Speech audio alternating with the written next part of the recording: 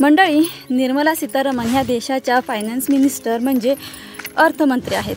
यांनी बुधवारी एक स्टेटमेंट दिलं की ह्यावेळी माझ्याकडे 2024च्या लोकसभा निवडणूक लढवण्यासाठी पैसे नाहीत, त्यामुळे मी काय लोकसभा निवडणूक लढवू शकणार नाही. त्यांनी जे दिलेलं स्टेटमेंट आहे हे सर्वसामान्य लोकांना विचार करायला लावणार आहे.